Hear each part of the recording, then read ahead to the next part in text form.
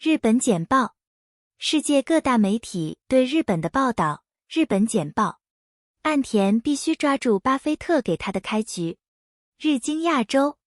沃伦·巴菲特 Warren Buffett 决定投资5家日本贸易公司，标志着人们对日本及其经济的情绪发生了变化。这给日本首相岸田文雄带来了希望，因为他试图在大流行后重建经济，并将日本定位为中国的竞争对手。这项投资被视为日本在经历了几年自然灾害、贸易战和大流行之后的积极信号。中国准备超音速间谍无人机部队。华盛顿邮报，根据美国国家地理空间情报局泄露的一份秘密文件，中国军方正在开发一种高空无人机，其飞行速度是音速的3倍，这可能会大大提高中国进行监视行动的能力。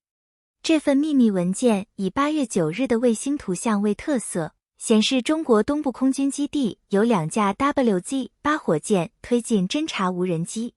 无人机是一种尖端的监视系统，可以帮助中国收集即时地图数据，为战略提供资讯，或在未来的冲突中实施导弹袭击。该文件说，中国人民解放军 PLA 几乎可以肯定在基地建立了第1支无人机部队。无人机的主要用途将是针对美国和太平洋的军事基地。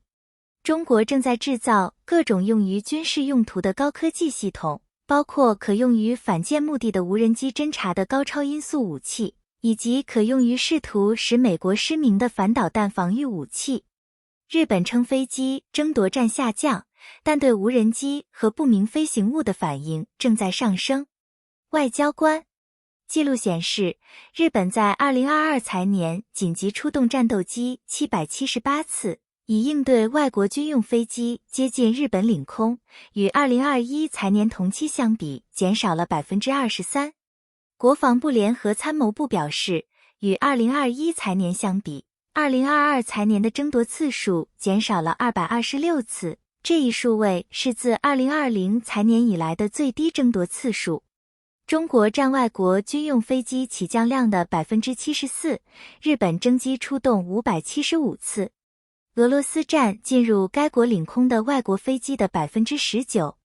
日本大型制造商因外部需求消退而悲观。路透社，根据路透社短观调查，日本大型制造商在4月份连续第4个月保持悲观情绪。该调查调查了493家大型非金融公司，受访者对西方银行和全球经济增长放缓表示担忧，阻碍了出口导向型复苏的前景。然而，服务业的情绪略有改善，达到4个月高点，这与最近的调查结果和日本央行短观调查相呼应。该调查显示，在放松新冠疫情限制后，服务业有所改善。大型服务业企业指数在4月份升至正24，为12月以来的最高水准。官员说，日本强大的经济产业省渴望刺激并购的指导方针。路透社，日本政府热衷于制定国际投资者认为明智的新并购指南，理由是日本公司通常被视为薄弱的收购目标，部分原因是他们认为他们对股东漠不关心。经济产业省正在制定这些指导方针，以改善日本当前的并购环境。明确主动收购要约是讨论的起点。日本简报，全球了解日本最快捷、简约的媒体。